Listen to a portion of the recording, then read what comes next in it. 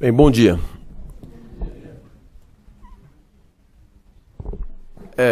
A disciplina que eu ministro nesse departamento é ética. E por se tratar de uma aula aberta, nós vamos procurar dar conta de um certo respeito a essa especificidade e também de uma certa aderência ao motivo desse encontro. Provavelmente nunca se usou tanto a palavra ética como se usa hoje. Nem mesmo nos tempos em que a palavra foi inventada. E o que é interessante é que a palavra ética, ela é usada com muita frequência e em situações relevantes da vida. Por conta da ética, interrompemos amizades. Por conta da ética, nos divorciamos, trocamos de emprego, elegemos candidatos, definimos governantes, impedimos governantes. Então perceba que a ética não só é uma palavra muito usada, mas é apresentada como fundamento para decisões importantes, tanto da vida privada como da vida em sociedade. Ora, sendo isso assim, alguém poderia supor que houvesse um entendimento deste conceito, um entendimento compartilhado, e que, de certa maneira, não houvesse muita dúvida sobre o que isso quer dizer. Mas na hora que você conversa com as pessoas, essas mesmas que usam a palavra, você se dá conta de que não compartilhamos muito esse conceito. O seu significado é impreciso. Então, estamos diante de um paradoxo. A ética se apresenta como fundamento para decisões importantes, mas não sabemos muito bem do que se trata. Ora, a dificuldade para oferecer a respeito de ética uma definição reside no fato de que esta palavra é um guarda-chuva que abriga vários significados. Imagino que você na escola tenha aprendido isso. Existem palavras com mais de um significado e o exemplo escolar mais conhecido é o da palavra manga, que quer dizer ao mesmo tempo um pedaço da camisa e uma fruta. E é claro que se você tentar formular uma definição de manga que compreenda um pedaço da camisa e uma fruta, não será fácil. Pois com ética acontece parecido. A palavra abriga vários significados, tornando uma definição só uma tarefa muito difícil. E é por isso que as definições, para dar conta de tantos significados, acabam sendo definições absolutamente imprecisas, genéricas demais, portanto inúteis. Então, o que nós vamos fazer nessa aula aberta? Nós vamos invadir esse guarda-chuva. Nós vamos invadir esse guarda-chuva tentando desatar esses significados até chegar no contemporâneo. E darei a perspectiva hegemônica de ética no mundo contemporâneo uma ênfase um pouco maior. E assim atendo aos dois santos, ao santo da minha disciplina e ao santo deste movimento de greve. O primeiro sentido da palavra ética, pelo menos do ponto de vista cronológico, é o sentido proposto pelos gregos que inventaram a palavra. Mas vale a pena lembrar que o que os gregos entendiam por ética tem muito pouco a ver com o que está por trás do nosso uso dessa palavra. O grande nome deste entendimento de ética é um fulano chamado Aristóteles, e Aristóteles se dedicou a esse tema, no meio de tantas outras preocupações, e lá em torno de 350 a.C., ele dava aulas no seu liceu, e ele propunha aulas que acabaram virando a obra Ética a Nicômaco. Ética a Nicômaco é uma obra bastante complexa, exatamente porque não foi escrita enquanto obra, mas trata-se de uma reunião de aulas, de anotações de aula, e provavelmente aulas dadas em momentos diferentes, em circunstâncias diferentes, e que não são exatamente um curso. Então, para quem for ler Ética a Nicômaco, perceberá que o primeiro livro desta obra tem um estilo, uma cadência e até mesmo um conteúdo muito desalinhado com os demais. Muito bem, neste Ética a Nicômaco, Aristóteles propõe uma reflexão sobre ética que nos permite deduzir um certo entendimento, uma certa concepção de ética. E o que é que você deduz, até com certa facilidade? Que para Aristóteles, ética é uma avaliação da vida como um todo. A ética é a atribuição de um valor a 80 anos de vida, a uma trajetória, né? A ética, portanto, é uma reflexão sobre toda uma história de vida. Ora, a prova disso, né, digamos, o argumento irrefutável desse entendimento, é que Aristóteles chega a dizer que a verdadeira reflexão ética só pode ser feita depois da morte. Porque, é claro, até o fim da vida há chance de fazê-la bem-sucedida. E, portanto, a verdadeira avaliação ética provavelmente só possa mesmo ser feita por outra pessoa. Ora, eu espero que você perceba que essa preocupação sobre o valor da vida é uma preocupação que temos, todos nós. Né? Se você vai a um velório, você percebe que quase tudo o que é dito tem um pouco a ver com isso. Né? Viveu bem, veja só o que ele deixou, veja só isso, papapá, né? Há uma certa preocupação em oferecer daquela trajetória uma espécie de avaliação positiva, no caso das pessoas que amavam o defunto. Né? Mas essa avaliação da vida que nos preocupa, ela existe, mas ela não se chama ética. Ninguém dirá que no velório as pessoas estão fazendo ética porque estão avaliando a vida de quem acabou de morrer. Então, perceba, toda vez que você abre um livro de Aristóteles e pinça uma frase e usa essa frase para oferecer fundamento a um argumento de debate ético contemporâneo, talvez fosse necessário fazer essa ressalva. O que Aristóteles entendia por ética não tem muito a ver com o que nós entendemos por ética. Feita essa ressalva, diga o que quiser. Até porque, por conta das preocupações centrais de Aristóteles, ele acaba fazendo inferências que são bastante hostis ao nosso entendimento, como, por exemplo, a defesa da escravidão. Então, nesse sentido, é preciso tomar todo cuidado na hora de pincelar. Né? Onde é que você encontra muito esse tipo de snobismo intelectual? Você encontra no Supremo Tribunal Federal, por exemplo. Né?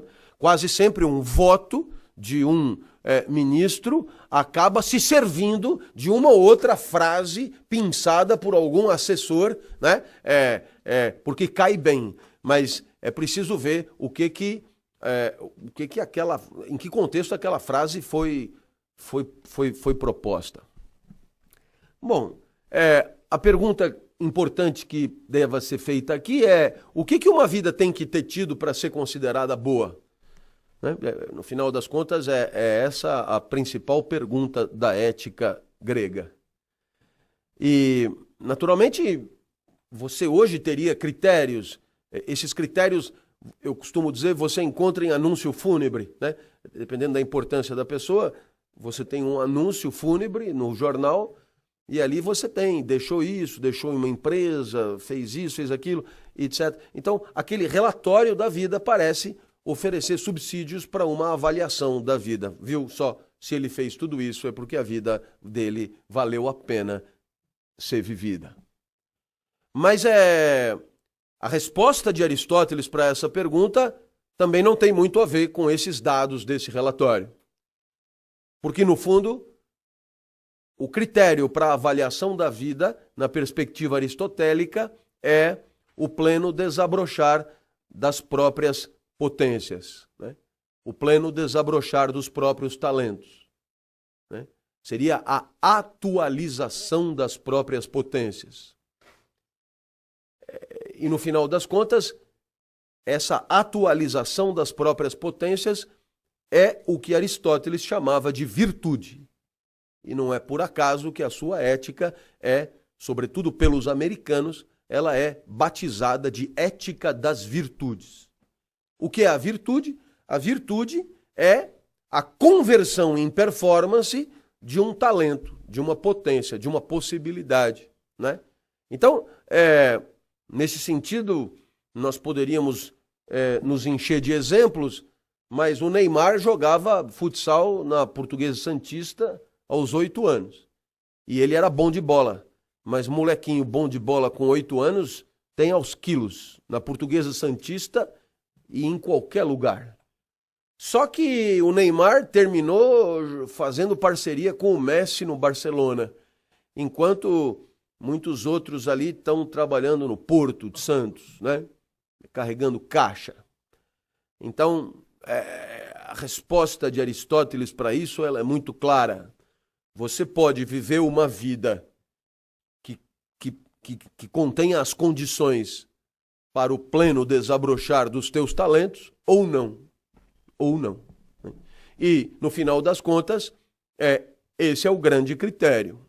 E o que é que os gregos dizem em coro? A chance de você viver mal é muito grande. Ela é muito maior do que de você viver bem. Por razões que todos nós conhecemos. Nem todos nós temos a possibilidade de viver uma vida capaz de aperfeiçoar nossos talentos. Por quê? Porque algum dia precisamos manter a casa, precisamos trabalhar onde tem emprego, precisamos ganhar dinheiro, precisamos isso, precisamos aquilo, e o fato é que acabamos, de certa maneira, desprezando aquilo que, para os gregos, é o que há de mais importante. Na verdade, para os gregos, é a única coisa verdadeiramente importante.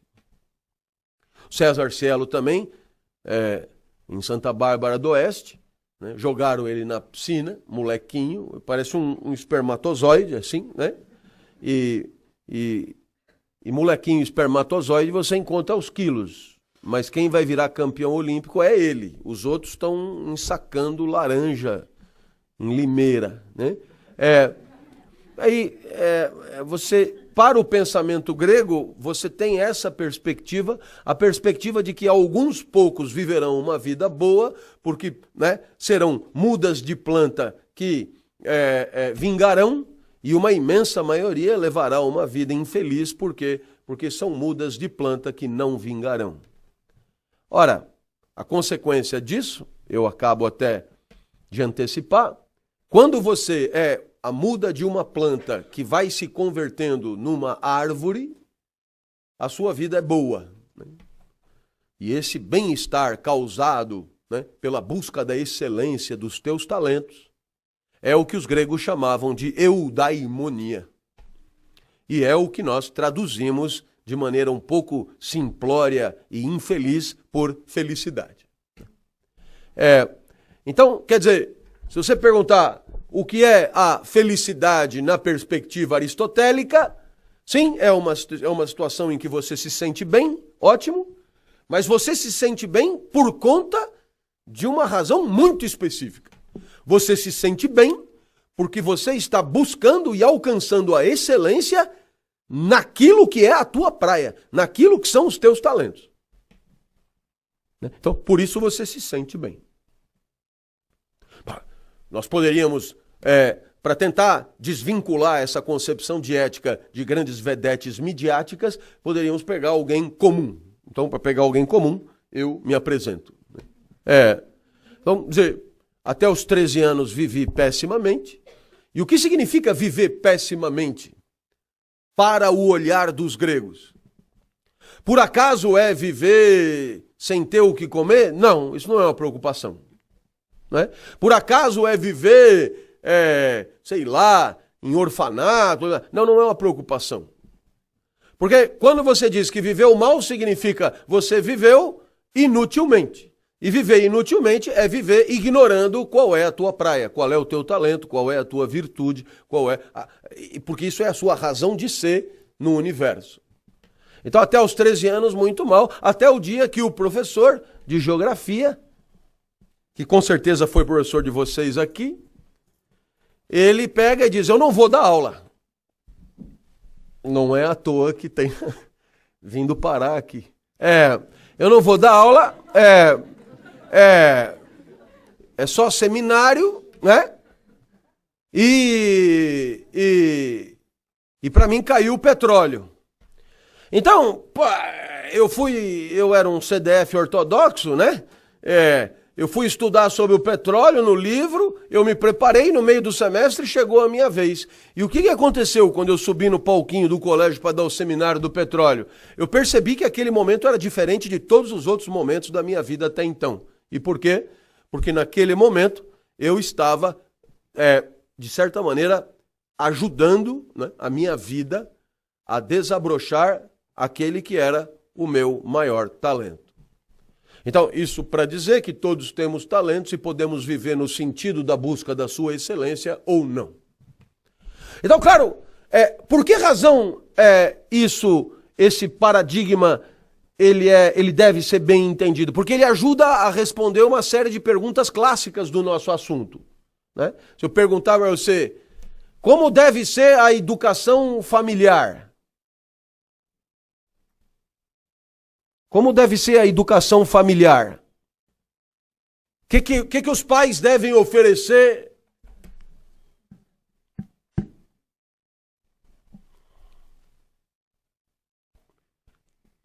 O que os pais devem oferecer para os filhos dentro de casa? A resposta é essa, na perspectiva grega. Deve permitir o pleno desabrochar, né? Descobrir os seus talentos e permitir... Toda a educação que for na contramão dos talentos é uma educação nefasta.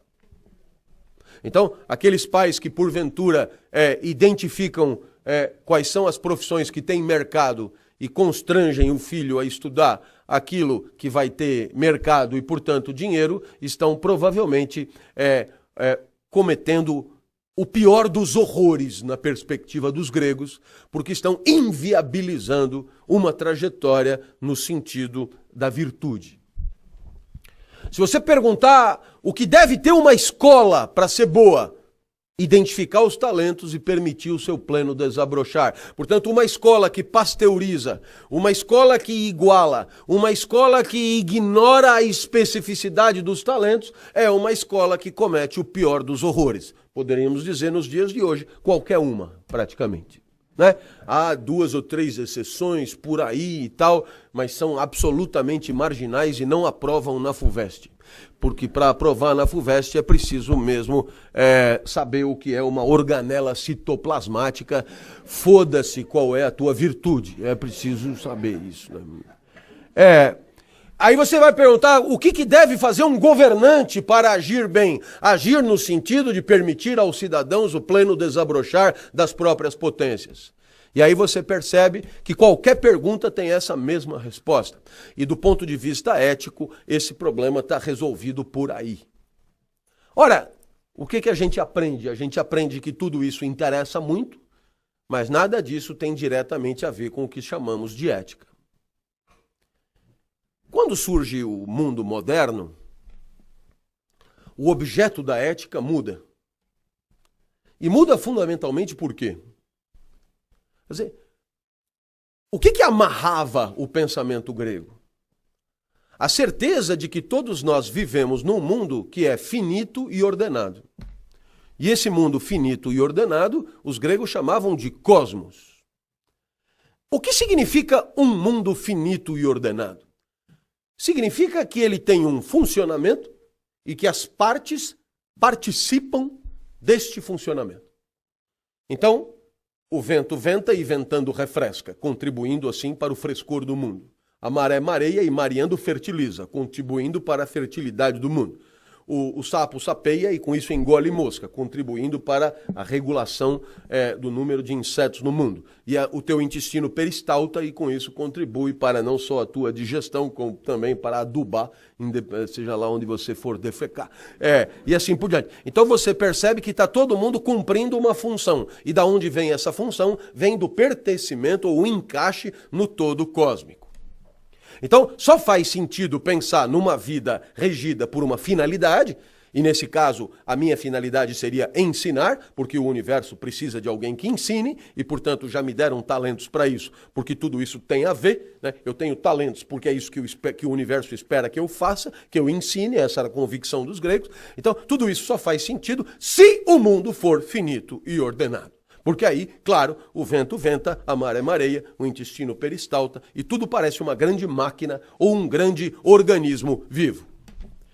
O problema é que quando chega no mundo moderno, o homem faz algumas descobertas desesperadoras. Eu estou falando de 1600, com Copérnico, Galileu e Newton. Eu estou falando de descobertas terríveis, como, por exemplo, a de que talvez o mundo, entendendo o mundo não como planeta geográfico, mas como tudo que existe, né, o mundo não seja nem finito, nem ordenado. Bom, quando alguém diz o mundo não é finito nem ordenado, algum idiota poderia responder, bom, isso para mim não muda nada. Eu continuo aí. Mas é preciso ser um idiota. Por quê? Porque se você passou séculos acreditando que a referência para a vida, né, na hora de escolher, como é que eu vou escolher? Eu vou escolher em função de um ajuste, como se o universo fosse um quebra-cabeça? Na hora que o cara diz que não tem o quebra-cabeça, eu perdi a referência. Em outras palavras, o que é que Galileu me informou? Que eu não nasci para dar aula. Porque ninguém nasceu para porra nenhuma. Porque não tem o para, porque não tem o todo ordenado. O todo ordenado é a condição das finalidades das partes. Não tendo o todo ordenado, não tem finalidade para as partes. Sim, mas então alguém perguntará, então o que nós estamos fazendo aqui? Pois é. Porra nenhuma, na verdade. O que acontece? Deram uma trepada antes e aí você nasceu. Então, você não nasceu para, você nasceu por. É matéria encontrando matéria e as coisas vão acontecendo. Ah, não, mas logo se nota que eu, sou um espírito iluminado para alcançar essa finalidade. Porra nenhuma, nem espírito, nem iluminado, nem finalidade, nem porra nenhuma. O que aconteceu é que deram uma bimbada, você nasceu, você foi apanhando, como todo mundo vai apanhando, e o caminho que você encontrou foi esse. E eu vim dar aula porque não sobrou mais nada para eu fazer, né? Que é o que costuma acontecer com 99% dos professores. Você é uma, né? É a última esperança, né? Quer dizer, então, claro, você percebeu que mudou a maneira de pensar. Por quê? Porque você olha e diz, bom, e agora? Vamos todos nos matar? É uma alternativa que eu já defendi muitas vezes, junto com o reverendo Moon, que era meu parceiro, mas não foi o que aconteceu. O que aconteceu é que as pessoas continuaram aí. Então agora a ética, a partir do século XVII, passa a ser um esforço, muito grande para encontrar soluções de convivência sem o cosmos. Em outras palavras, o que é que o homem do século XVII teve que aceitar? O fato do universo não ser ordenado não significa que não tenhamos que buscar uma vida a melhor possível e, como vivemos com os outros, uma convivência a melhor possível. E o que é mais legal, não é que o universo era ordenado e por alguma intervenção divina ele se desordenou. Ele sempre foi desordenado. Então o cosmos era uma tentativa de conferir pelo homem uma ordem à realidade que a realidade ela mesma nunca teve. Então, o que muda agora? Nós vamos ter que encontrar outras formas de ordenar o mundo que não sejam cósmicas, mas que dependam da nossa própria deliberação. Então eu espero que você tenha entendido. A ética passa a ser uma reflexão sobre a nossa convivência, aceitando que nós vivemos e convivemos sem nenhuma ordem pré-existente e que pré-determina a nossa existência. Então, qual é a premissa? A premissa é a de que podemos viver de um jeito, mas podemos viver de outro, de outro, de outro, de outro. Podemos conviver de um jeito, mas podemos conviver de muitos outros jeitos. E, portanto, a convivência, a melhor forma de conviver, dependerá da nossa inteligência.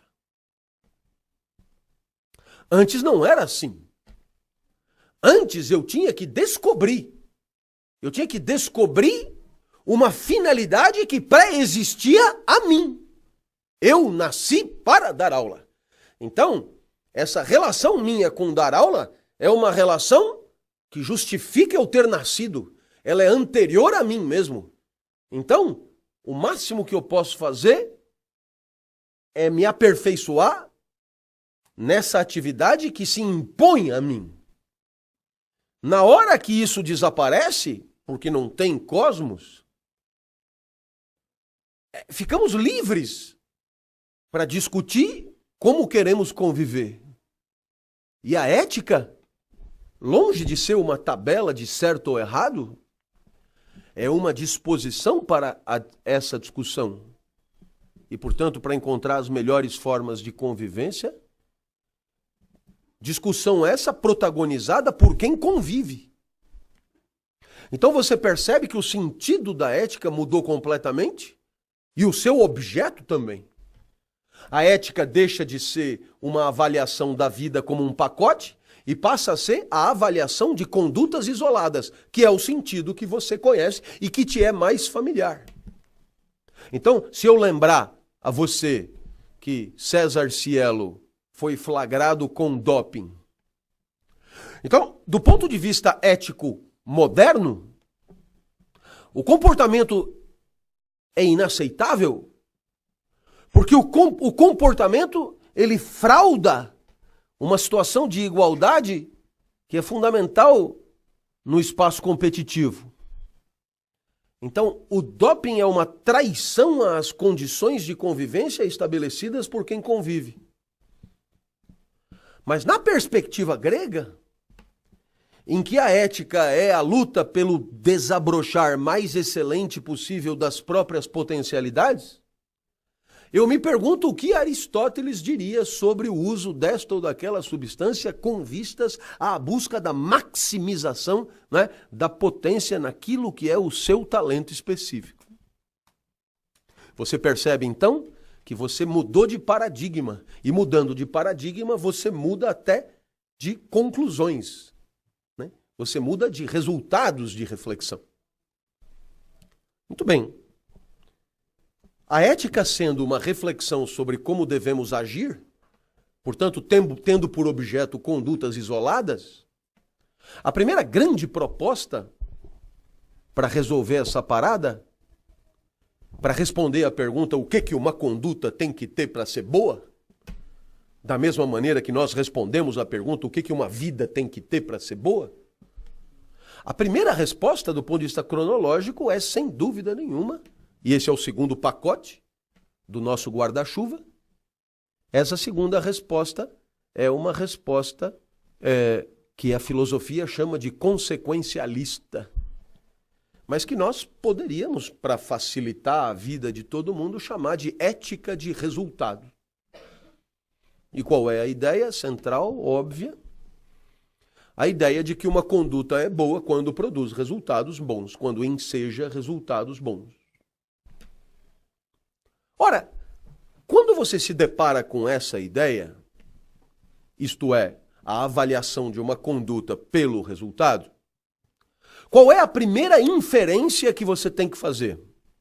Se uma conduta vale pelo seu resultado, é porque ela não vale por ela mesma. Em outras palavras, se você estiver avaliando a minha aula, na perspectiva consequencialista, pode até ir tomar uma coca lá fora e voltar no final. Por quê? Porque o valor da minha aula não está no que eu estou fazendo, no que eu estou dizendo. O valor da minha aula está no que vai acontecer depois, no que vai acontecer como consequência, como resultado, como efeito da aula, que é a causa. Então, naturalmente, a relação é óbvia, consequências boas, conduta boa, consequências ruins, conduta ruim. Ótimo! Então, a pergunta que qualquer um agora tem que fazer, já que o valor da conduta está na consequência, então me diga qual é a boa consequência. E é claro que essa pergunta é uma pergunta que enseja debates acalorados até hoje. E por que enseja debates acalorados até hoje? Porque o consequencialismo é uma maneira de pensar a ética presente até hoje. Eu me atreveria até a dizer que, para muitos, o consequencialismo é a tese ética hegemônica, tendo como seu nome fundador um fulano chamado Maquiavel. Então, age bem. Então, vamos dar exemplos do cotidiano em que está presente o consequencialismo. Passei a minha infância na rua Manuel da Nóbrega, na frente do quartel. Na casa da minha avó tinha um quintal onde eu jogava bola com os meus primos. Um belo dia, jogando bola com os meus primos, eu devia ter 8, 9 anos, eu dei um chute e depois do chute ouviu-se um estilhaço. O meu pai apareceu. Né? Eu brinco, o vento venta, a maré mareia, o sapo sapeia e o meu pai me estapeia, né? Da própria natureza das coisas. Né? E o meu pai disse, vai ver o que você fez. Então eu, naquela idade, já propus uma singela reflexão. Como eu posso ir ver o que eu já fiz?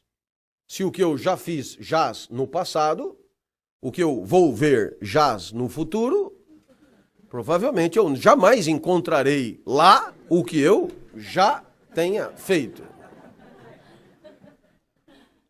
Então, claro, foi motivo para mais tapas. Porque o que o meu pai queria dizer e o que ele deveria ter dito não é vai ver o que você fez. O que ele deveria ter dito é, vai ver o que aconteceu por conta do que você fez. Vá ver a consequência, vá ver o efeito, vá ver o resultado. E o resultado foi a ruptura de um vaso de porcelana chinesa que tinha sido trazido para minha avó, direto de Assunção. E ali, então, o resultado conferia valor ao meu chute. Mas o consequencialismo está em todo lugar. O vendedor sai para vender, quando ele volta às 18 horas, está lá o dono da loja na porta, e o que é que o dono da loja na porta pergunta para o vendedor às 18 horas? Vendeu? E o vendedor diz, vendi. Pô, do caralho. Show de bola, espetacular. E a conduta do vendedor é avaliada pelo resultado venda. Muricy Ramalho. E aí, Muricy, jogou bem? Não sei, ganhei, velho. Esse negócio do futebol é isso, você tem que ganhar. Agora, se jogou bem, se a tática, se não sei o que. Se você ganhando, tá tudo certo. Perdendo, tá tudo errado. Agora, o resto, isso aí...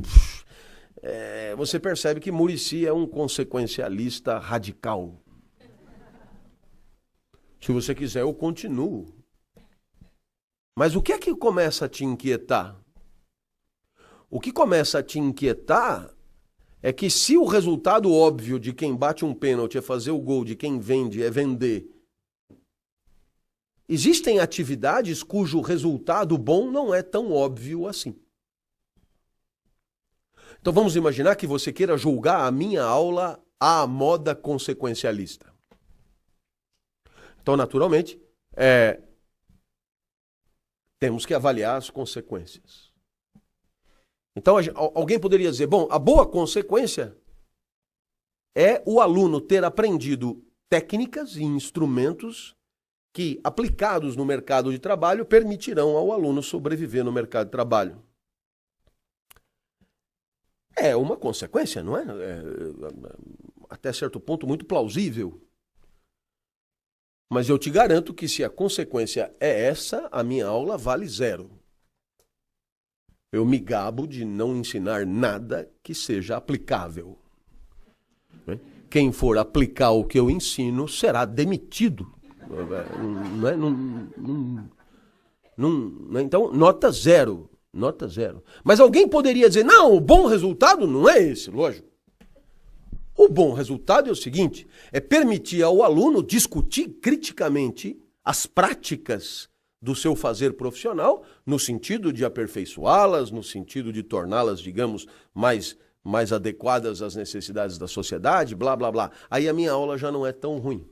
Mas aí alguém poderia levantar, não, eu ainda vou mais longe. O bom resultado de uma aula é permitir ao aluno discutir criticamente a sociedade aonde vive, e aí a minha aula já é nota 8.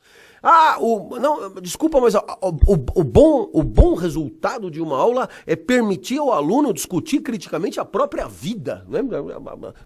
Nossa, a minha aula começa a ficar bem competitiva. E eu não sei se você percebeu, mas trocando a porra do resultado, troca o valor da aula. Então, a pergunta é, qual é o bom resultado das condutas para que eu... Se eu tenho um problema que eu não vou julgar a conduta pela conduta, vou julgar pelo resultado, agora eu tenho um outro problema. Qual é o critério do bom resultado? Qual é o critério, né, da boa consequência, já que a ética aqui é consequencialista? Então, é claro, para responder isso, vão surgir duas grandes respostas diferentes, que são 2 pacotinhos dentro desse segundo pacote. O primeiro pacotinho, que atende pelo nome de pragmatismo, dirá o seguinte, a boa conduta é aquela cujo efeito é permitir ao agente conseguir o que ele queria. Eu vou repetir para você degustar. A boa conduta é aquela que permite ao agente conseguir o que ele queria. Então, qual é o bom resultado? É você conseguir o que você queria na hora de agir. Naturalmente, isso significa o quê? Uma boa campanha política do marqueteiro é a eleição. Elegeu, ganhou, vendeu. Pragmatismo é isso. Eu consegui o que eu queria conseguir agindo e, portanto, eu só posso ter agido bem. E qual é o grande argumento pragmático? Ninguém nunca poderá dizer que eu agi mal tendo conseguido o que eu queria conseguir. Mais do que isso, ninguém nunca poderá dizer que eu agi bem no fracasso, na derrota, no insucesso. Então, naturalmente, os exemplos são muitos. No caso de Maquiavel, a boa conduta do soberano é aumentar o poder que tem, porque o poder é o troféu do campo político. E, é claro, no caso do pragmatismo, a boa aula é o professor conseguir o que ele queria com aquela aula. E o professor pode ter muitas pretensões para uma aula, como, por exemplo, a própria glória, o próprio reconhecimento, o próprio aplauso dos alunos, etc. É claro que essa maneira de enxergar a ética nos coloca numa situação muito curiosa. Por quê? Porque se a ética é a inteligência do homem no sentido de melhorar a convivência, o pragmatismo, ele nos aproxima demais do estado de natureza, da relação do leopardo com a sua presa. Quando é que o leopardo agiu bem? Quando conseguiu capturar a sua presa. Então você percebe que o pragmatismo, ele é uma forma, é uma tese de ética, de dever ser, muito próxima da nossa perspectiva mais animal. Quer dizer, o cara no cio vai chavecar uma moça. E o valor do chaveco? A cópula. Né? E aí, comeu? Né? Perspectiva pragmática clássica. Então, naturalmente, qual é o grande problema disso? Qual é o grande argumento contra o pragmatismo? É que o outro é apenas instrumento do seu próprio sucesso. O outro não tem valor em si. O valor do outro depende do seu próprio sucesso. O outro é instrumentalizado. O outro é coisificado em nome do teu próprio triunfo e da tua própria vitória. Foi exatamente com base nesse argumento que surge uma segunda proposta consequencialista, que vai dizer o seguinte: não. A boa consequência não é a satisfação e a vitória de quem agiu. A boa consequência é outra. A boa consequência é a felicidade do maior número. E quem vai propor isso vai acabar recebendo o nome de utilitarista. Então, o pragmatismo e o utilitarismo são as duas grandes correntes éticas consequencialistas. Para o pragmatismo, o critério da boa consequência é o sucesso do agente. Para o utilitarismo, o critério da boa consequência é a felicidade do maior número, que pode não coincidir, claro, com o sucesso do agente. Bom,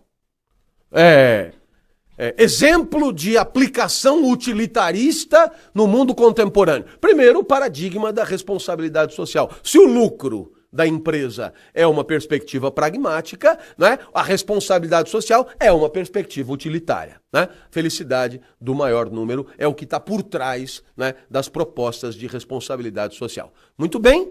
Exemplo número 2, você está numa escola privada, numa faculdade privada, e aí você é avaliado pelo aluno. A avaliação que o aluno faz do professor é certamente muito mais cheia de consequências do que a avaliação contrária, né, que o professor faz do aluno. E aí passa lá um teste de satisfação, ótimo, bom, regular ou péssimo, gostou e tal, e aquilo é o valor do professor. Aplicação do utilitarismo, a felicidade do maior número, né? 80% acharam que o professor é ótimo, então ele é ótimo. Bom, nesse momento você poderia virar para mim e dizer, bom, então a aula acabou, já resolvemos o problema. Mas o que é que eu tenho para te dizer? É que essa maneira de pensar tem muitos furos. E eles são muitos, e eu vou oferecer 2 ou 3 só para você ficar convencido. O primeiro grande furo é você reduzir o valor da conduta à consequência e, portanto, aceitar que o valor da conduta nada tem a ver com a própria conduta. Porque qual é a inferência que você tira disso? É que o vendedor vendeu bem quando vendeu. Agora, claro, a pergunta é, e se ele mentiu para vender? Aliás, nada mais óbvio. Porque, é claro, quanto mais você disser a verdade sobre um produto, mais você reduz as chances de venda.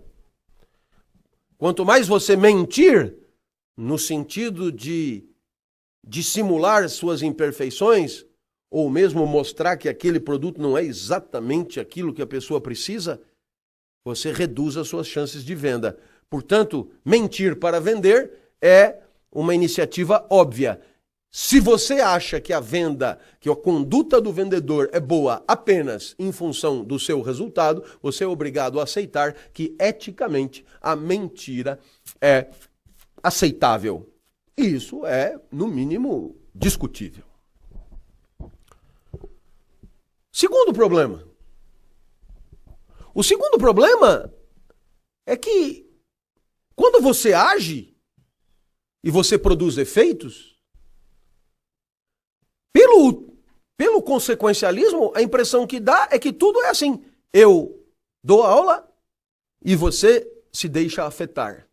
E aí acaba isso e começa outra coisa.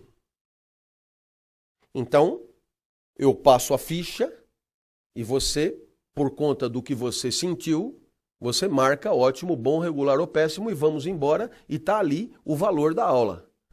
Ora, não é assim. E não é assim por quê? Porque a minha aula produz, por exemplo, o efeito de tédio em alguns, né? Mas este efeito, ele é talvez o menos relevante. Por quê? Porque o que é que se espera? Espera-se que o que eu estou ensinando faça parte do teu repertório, integre o teu repertório, e integrando o teu repertório vai ser costurado com outros elementos do teu repertório, valeu, obrigado. E sendo costurado com outros elementos do teu repertório, vai fazer parte da tua intelecção forever. Eu estou me preparando para dar aula em Harvard, né? Forever, quer dizer, eu não sei se você percebeu, mas os efeitos da minha aula não acabarão mais. Então a pergunta que eu faço é, por que caralhos você vai julgar a minha aula só pelo seu bem-estar momentâneo? Né? Tô com uma puta cólica e esse cara não me deixa ir no banheiro, nota 0 para ele. Pô, esse é o efeito mais idiota que você possa considerar. Por quê? Porque os efeitos nobres de uma aula, você só vai poder avaliar ao longo de toda a vida. E como é que você vai esperar toda a vida para dar nota pro professor? Percebeu que aí você tem um problema importante. Valeu. Ora, você quer mais um problema? Pois então, mais um problema do consequencialismo. No que diz respeito ao utilitarismo, age bem aquele que enseja a felicidade do maior número. Primeiro, o que cargas d'água será felicidade? 2, o que demônio será a felicidade do maior número? 3, o que eu faço com o menor número? Porque, é claro, se eu alegrei o maior número, eu entristeci o menor número. Aí você diz, não, mas se você alegrou o maior número, foda-se o menor número. Que nem elas já saíram, né? A aula é boa. É, bom, pensando assim, você matou 6 milhões de judeus com o aplauso da maioria. Né? Com o aplauso da maioria, você matou todos os grandes mestres espirituais. Cristo foi morto assim, Sócrates foi morto assim, e os que não foram mortos foram quase isso. Né? Com o aplauso da maioria. né? O aplauso da maioria protagonizou as maiores barbaridades da história da humanidade. Então nem sempre a felicidade do maior número é um bom critério. Pelo contrário, dirá Platão, se o maior número tá aplaudindo, é porque é bosta. Olha o maior número, você vê, né? Você vai no Faustão, a audiência do Faustão, todo mundo... Ei! Aí vai lá, o cara diz o contrário do que disse o primeiro. Ei! Aí aparece vídeo cacetada. O japonesinho se destaboca da árvore, cai de cara no chão, arrebenta a cara e focaliza aquela bailarina. Mulher descerebrada e ela sorri. O japonesinho se fudeu. Coisa de louco, velho. E aquilo é a maior audiência da televisão. O aplauso do maior número é chancelar a demência em estado avançado. Mas você percebeu que essa perspectiva é uma perspectiva... E a avaliação do professor? Eu trabalhava numa escola particular, tida como boa, e a secretária já dizia, semana que vem tem avaliação. Então você, na semana anterior, escola de Playboy, dava aula só com piada. Era o show do Ari Toledo. Chegava no dia seguinte, era 10 de todo mundo, aí você continuava o curso.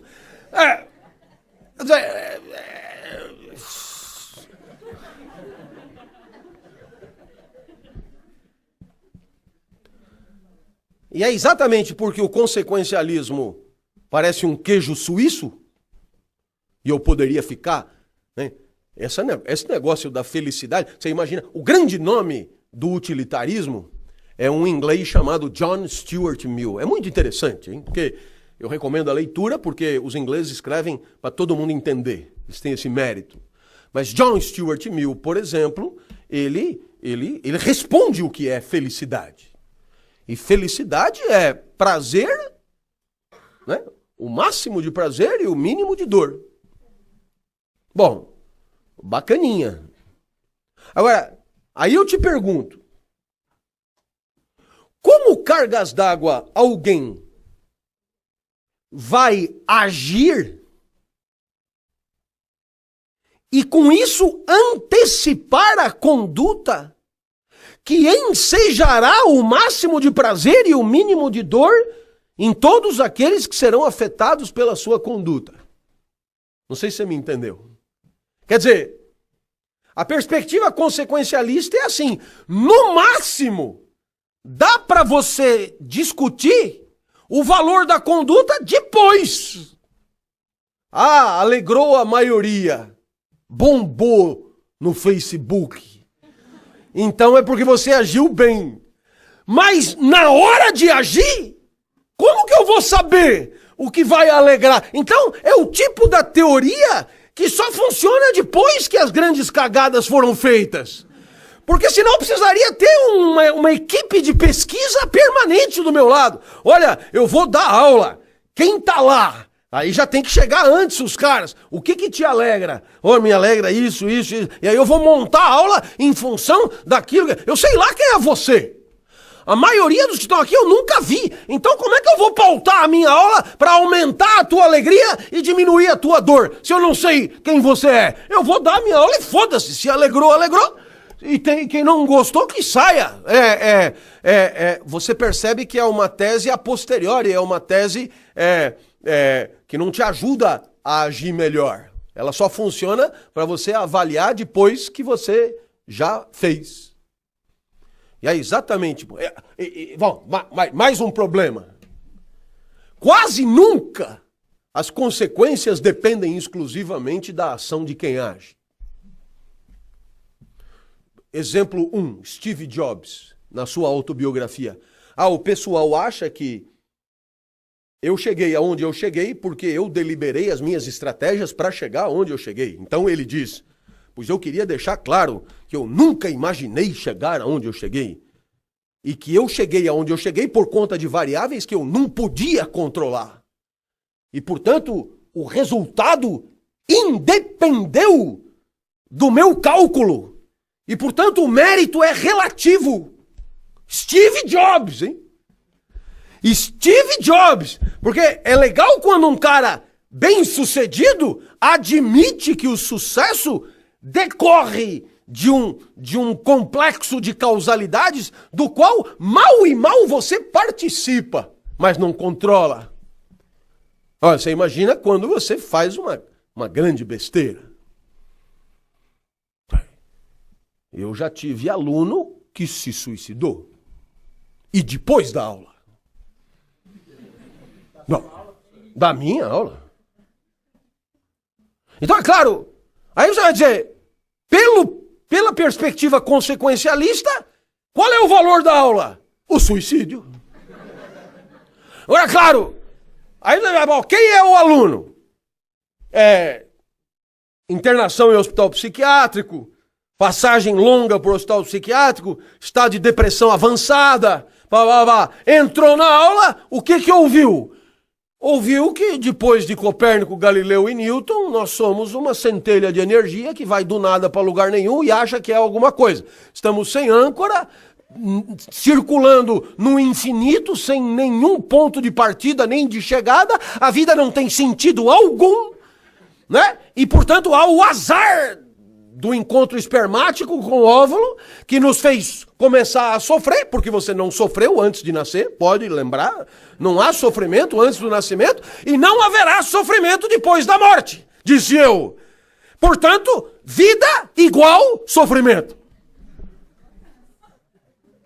Página 1 de Schopenhauer, O Mundo como Vontade e Representação. O cara saiu dali e pensou, não é que esse porra tem razão? Se eu não sofri antes de nascer, não vou sofrer depois de morrer. Pegou um 38, abreviou a existência, e você não vai julgar a minha aula pelo que ele fez. Por quê? Porque o que ele fez dependeu muito mais de tudo que ele já viveu do que das coisas que eu acabei de dizer para você. E eu espero que você não tome medidas comparáveis. E é por conta disso que vai surgir um terceiro pacote nesse guarda-chuva da ética, que nós vamos chamar de ética de princípios. O grande nome é um filósofo alemão chamado Kant. E qual é a ideia central do pensamento de Kant? A ideia central do pensamento de Kant é essa. É um absurdo julgar a conduta pelos seus efeitos. Muito antes de propor, a primeira coisa que ele fez foi destruir. O consequencialismo moral é uma idiotice. E então, se o valor da conduta não está na consequência, está onde? Na conduta. E a consequência? Foda-se o que aconteceu depois. A conduta vale pela conduta. Então, naturalmente, você terá referências de boa conduta. No caso da aula, existe uma disciplina que define os princípios da boa aula, que se chama didática. Então, na didática não tem consequências, tem princípios. Não grite, não fale palavrão, não gesticule muito, não se mexa muito. Você vê, eu tico todos os princípios. Mas foda-se, esses são os princípios. Aí você vai dizer, bom, então nossos problemas acabaram. Vamos agir todos com base nos princípios. Não sei se você se lembra do Estênio Garcia em O Clone. Ele não respeita os princípios. Então, né? E por que eu falei isso? Porque, claro, essa teoria funciona bem quando os princípios são aqueles e acabou. Tipo muçulmanos, ou cristãos, ou coisa. Por quê? Porque se não tiver um Deus chancelando aqueles princípios e excluindo os outros, a pergunta é por que aqueles e não os outros? Né? Por exemplo, confiança é um princípio de convivência. Você veio aqui, o que é confiança? É certeza sem poder verificar, né? Desde Tomás de Aquino, confiança é isso. Certeza sobre coisas que não podemos nem verificar, nem demonstrar. Então, se você veio aqui é porque você tinha certeza que ia ter aula mesmo, né? Quando você saiu de casa, eu não tinha saído de casa ainda, e você veio assim mesmo, na confiança. Eu também vim, você não estava aqui, então se a gente se encontrou, é porque a gente confiou um no outro. Confiança é um baita princípio, sem confiança, nossa, não tem projeto, não tem planejamento, não tem encontro, não tem relação sem confiança. Só que desconfiança também é do caralho, né? Porque não somos todos confiáveis. Quantos chifres você teria evitado? Eu percebo que é gozado você não ri muito, o que mostra uma certa soberba, mas a vida te ensinará. a desconfiar. Desconfiança é show de bola. Né? Se você sai daqui e tem uma faixa de pedestre, sente na faixa de pedestre. Não precisa ser nem na 23 de maio. Aqui. O primeiro desvia, o segundo trisca e o terceiro te leva no peito. Né? Desconfiança. Abre a porta da tua casa e vai dormir. Né? Derruba a parede. Para que alarme? Não precisa de alarme. Deixa tudo aberto. Então você percebe que a gente desconfia tanto quanto a gente confia. Então você pergunta se confiança é princípio e desconfiança é princípio, com qual eu fico? Então é claro que Kant tem uma saída para essa dúvida.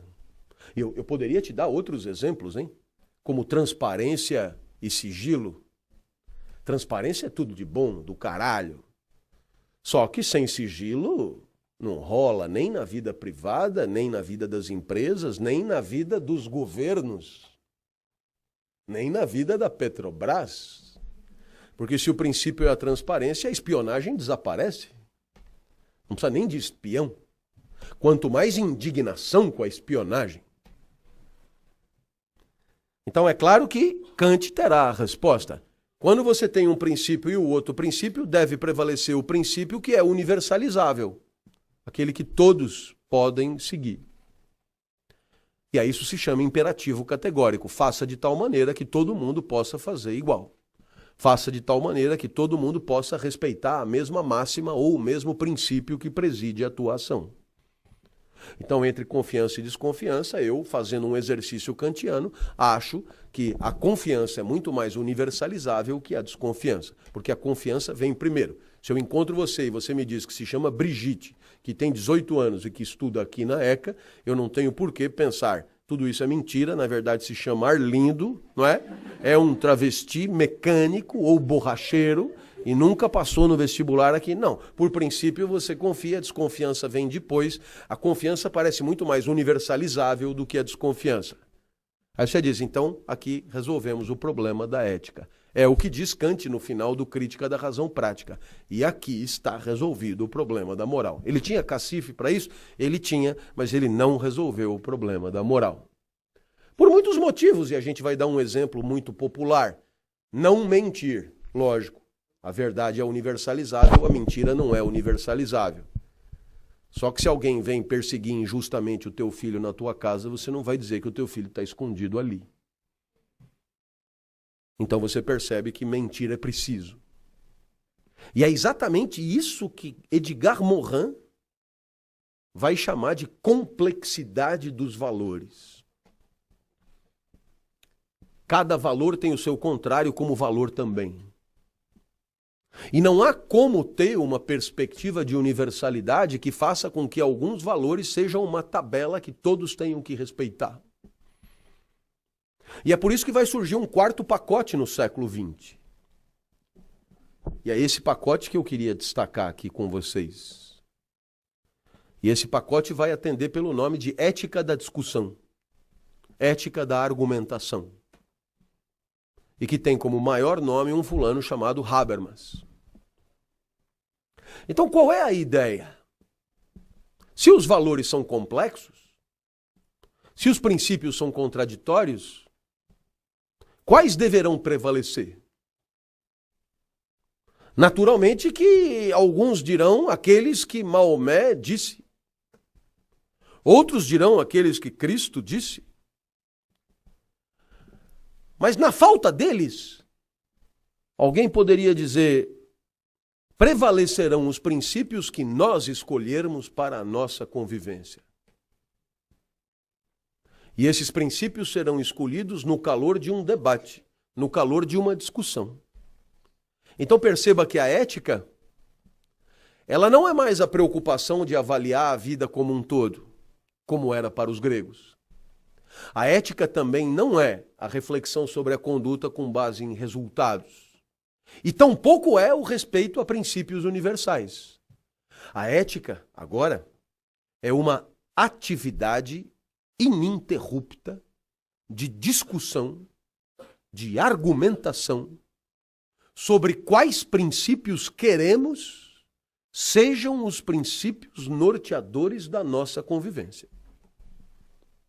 Portanto, esse lugar abstrato e imaginário, que na verdade se traduz numa oportunidade permanente de levantar a mão e dizer quais são os princípios que considera justos, é o que Habermas vai chamar de esfera pública ou de espaço público.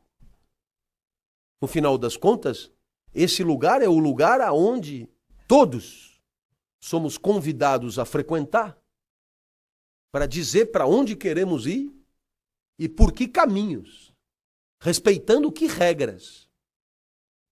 Então, naturalmente, esse espaço público será tanto mais rico, tanto mais, eu diria, competente para definir fins e meios, quanto mais povoado ele for de bons argumentos.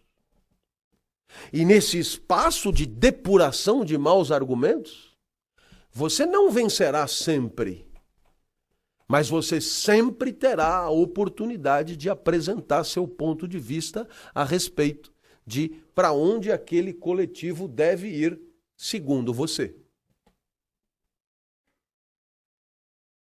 Ora, vamos dar um exemplo tipicamente institucional.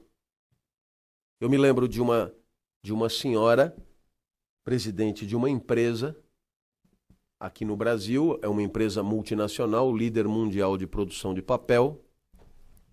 E essa senhora me liga e diz: professor, os americanos escreveram um código de ética na matriz, a gente traduziu, publicou e o código não colou. Aí eu falei, pô, também pudera. Eles estão tão longe, não é? Você percebe que quando eu digo eles estão tão longe, que tipo de concepção de ética eu estou assumindo? Por acaso é uma reflexão cósmica sobre o valor da vida? Certamente não, porque aí não interessa se é americano, japonês ou paraguaio. Por acaso é uma reflexão sobre critérios universais de eficácia?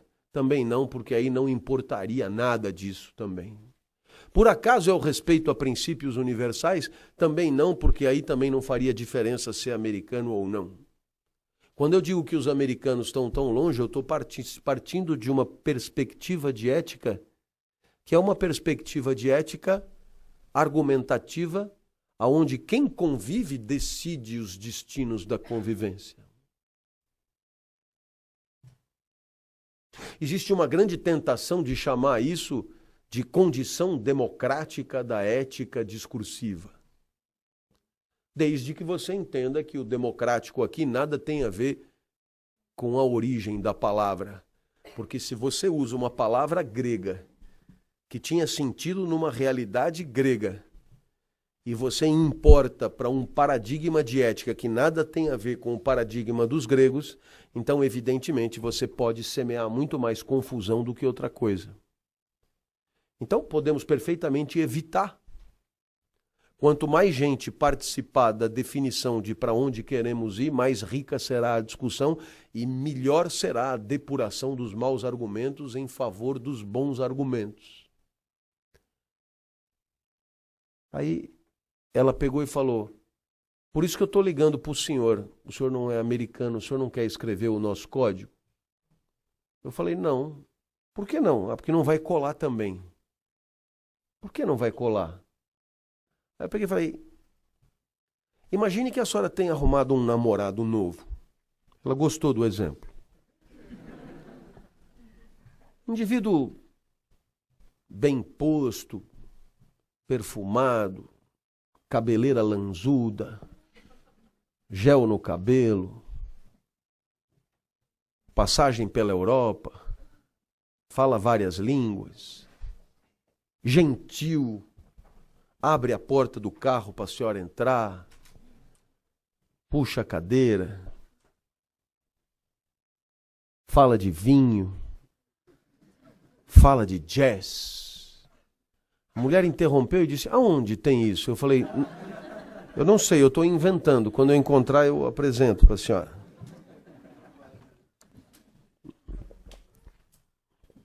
Levou a senhora para sair uma vez, 2 vezes, 3 vezes. A senhora, encantada, sente falta quando ele não liga. Na quinta vez, digamos, a senhora notou alguma coisa de diferente e percebeu uma clara intenção de aproximação física.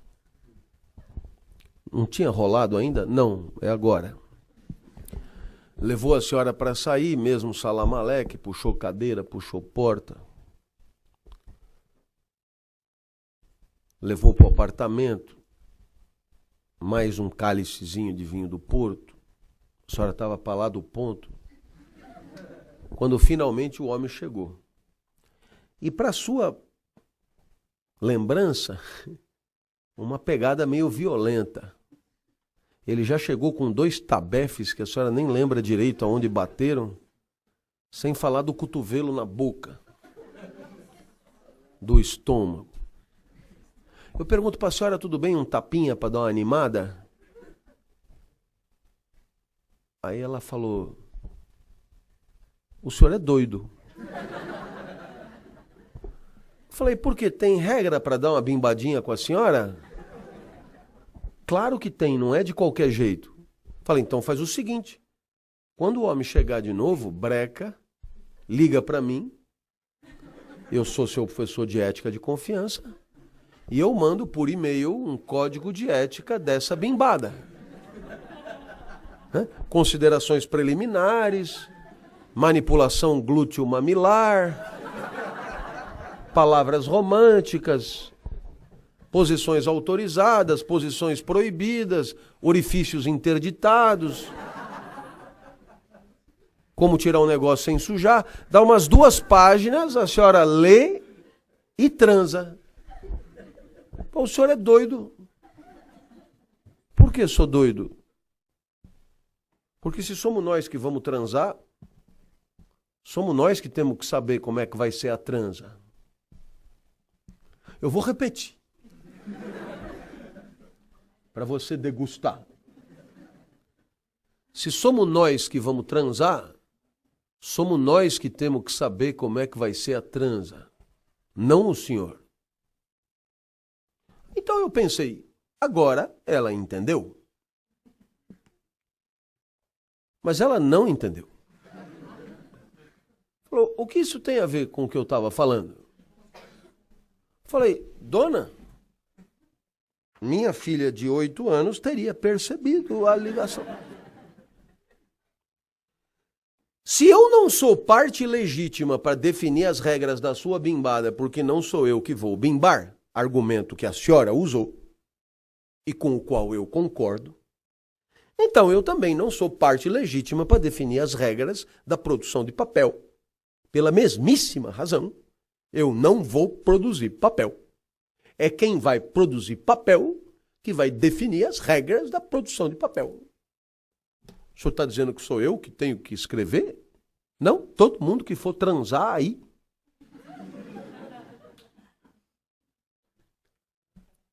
Ora, o que essa história ajuda a entender? Essa história ajuda a entender que durante 25 séculos, o homem imaginou que a ética fosse respeito a um certo tipo de comportamento que se impunha a ele. Mas que no último século o homem percebeu que a ética é mais do que isso. A ética é respeitar? É. Mas é respeitar critérios de conduta definidos por aqueles que respeitarão. Então a ética não é só a parte do respeito, é a parte da legislação. Existe, portanto, na ética uma perspectiva, para falar agora em filosofia pedante, uma perspectiva normativa e uma perspectiva aplicada. Em outras palavras, para fazer ética, não se trata só de respeitar as regras do jogo, mas participar da definição das regras do jogo. É por isso que eu costumo dizer aos meus alunos aqui no primeiro dia de aula, a primeira aula é obrigatória, só a primeira, para você dizer o que você quer. E eu digo como é que eu vou dar aula. E a gente monta um contratinho. Depois você volta se quiser. Quem é meu aluno nessa escola sabe, eu jamais passarei lista ou farei chamada. Não tenho mais idade para isso. Vem se quiser. Parte se quiser. A maioria volta. Agora, quando volta, que não é uma zona, quando volta, eu lembro, ei, voltou porque quis. Agora respeita o que nós combinamos. E você viu que metade do curso está dado. Ética, liberdade para decidir o que queremos para nós e respeito ao que nós mesmos combinamos. A maioria volta e alguns ainda trazem a mãe. Professor, eu voltei para casa, contei como foi a primeira aula, minha mãe não acreditou, trouxe para ela ver, dá para ela entrar? Deixa eu ver a mãe primeiro. Dependendo da mãe, tem lugar. E aí eu te pergunto, o que o menino queria mostrar para a mãe? Vamos comparar com uma ida ao cinema. O menino vai no cinema, gosta do filme, e aí ele diz, mãe, eu vou ver com você de novo. Aí ele vai e leva a mãe, cheio de certeza, porque ele vai ver o mesmo filme que ele já viu. No caso aqui é um pouco diferente, ele veio para trazer para a mãe para a segunda aula que ele não viu, mas mesmo assim ele trouxe. Então ele tinha certeza sobre uma coisa que ele não viu ainda, e a gente aprendeu que isso chama confiança no professor. Agora eu te pergunto, essa confiança decorre do quê? Ele tinha a expectativa de que eu fosse respeitar o que eu prometi. Ele tinha a expectativa que alguma coisa da primeira aula fosse durar na segunda aula. Ele tinha a expectativa que eu fosse cumprir o que eu prometi em termos de princípios de dar aula. E a isso a gente chama de fidelidade a si mesmo. A fidelidade a si mesmo é condição da confiança em você. Então, se a minha aula tem 3 princípios, energia, exemplos e palavrão. Aonde quer que eu vá, tem isso. Cada vez que eu me exaltava, o menino cutucava a mãe. Olha, eu falei. E eles encontraram o que eles vieram encontrar. Encontraram o que eles vieram encontrar, por quê? Porque eu fui fiel ao que eu prometi. Então você percebe que existe uma relação entre fidelidade e confiança que é estruturante do espaço público. Em outras palavras, quando você resolve agir de maneira a agredir aquilo que você mesmo garantiu ser norteador do teu comportamento, você deixa o interlocutor na mão, sem saber com quem está dialogando.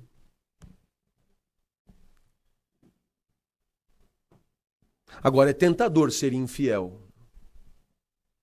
É tentador ser infiel porque as eleições estão chegando. E você sabe que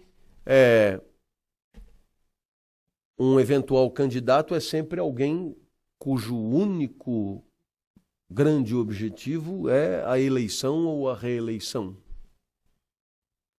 E, portanto, eu tenderei a agir sempre alinhado àquilo que eu considero o mais facilitador da minha eleição ou da minha reeleição. Se porventura eu tenha dito outras coisas antes em desarmonia com isso, esqueça o que eu falei. E toda vez que você diz esqueça o que eu falei, você está dando ao outro o direito de não confiar em você. Sobretudo num mundo em que você vale pelo que você vende. E para vender, toda vez que você é respeitador de uma sequência de princípios, você perde as oportunidades que exigem de você um comportamento em desarmonia com os teus princípios. Portanto, o respeito aos princípios é sempre limitante. É limitante de situações de prazer. É limitante de situações redutoras da dor. Por isso, quando John Stuart Mill dizia, age bem aquele que aumenta o prazer e diminui a dor, está dizendo o quê? Que você faça o que for preciso. Como o prazer e a dor mudam de condição, você também mude de jeito de agir. E o que é que propõe Kant no lugar? Seja respeitador aos princípios. Se causar dor, isso é outro problema. Porque só sendo respeitador dos princípios, evidentemente, você terá condição de que confiem em você. Eu espero que você tenha percebido que nessas condições, em que a ética vai depender daquilo que nós mesmos decidirmos para nós, e, portanto, a ética depende de grandes regras de embate argumentativo, é absolutamente imprescindível o respeito, né, ao direito de fala de todos os interlocutores. E toda vez que há cerceamento a esse direito de fala, quer por intervenção policial, quer por qualquer ato de truculência, o que você faz é fraturar as condições de possibilidade do espaço público de definir as regras e, mais do que as regras, os destinos daquela sociedade. Uma senhora, aluna minha daqui, da terceira idade, me propôs para dar uma palestra na Liga das Senhoras Católicas. E ela disse, professor, eu vou cobrar caro e o dinheiro vai todo para as crianças com câncer. O senhor topa? Claro que topo. Aí ela disse, só mais uma coisinha, eu adoro o seu jeito, mas tem umas amigas mais idosas do que eu. Não dá para o senhor dar uma maneirada?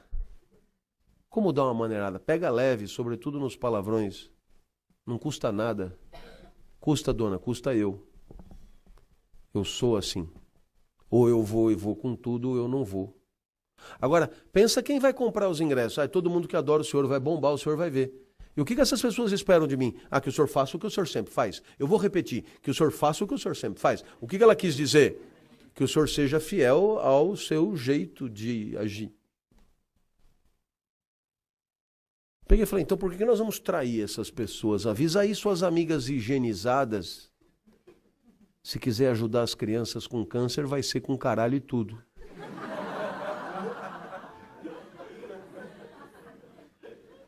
Eu não me lembro de ter falado tanto caralho numa palestra como naquela. Eu só vi as velhotas se acomodando na cadeira. Mas depois do quinto caralho eu acho que encaixou, elas se afeiçoaram. E já pediram outra. Professor, só não esquece do caralho. Todo mundo está pedindo. Mas tem certas coisas difíceis de deixar em casa, dona. Os valores da gente.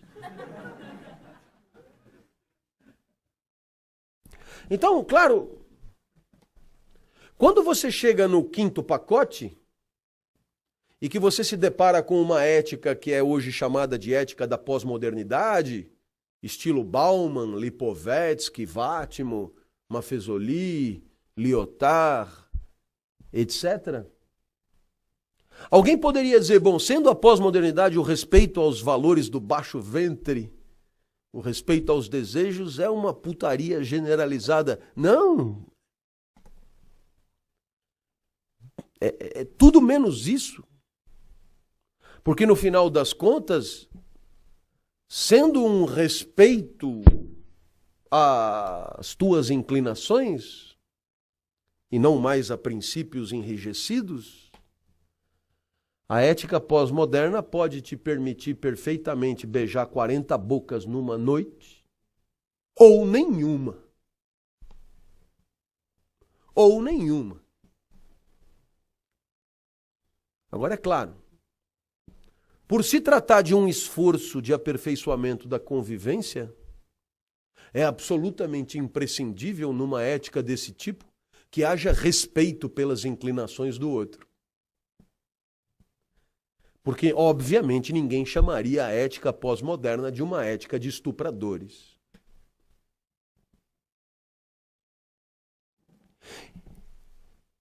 E é nesse momento que você,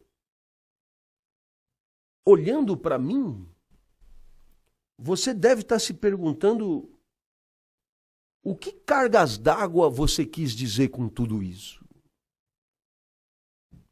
Eu quis dizer que se as formigas convivem do único jeito que poderiam conviver, porque você aprendeu lá, no formigueiro tem algumas formigas que trabalham o tempo inteiro e outras não fazem nada? Mas se houvesse uma revolução socialista no formigueiro, não daria certo?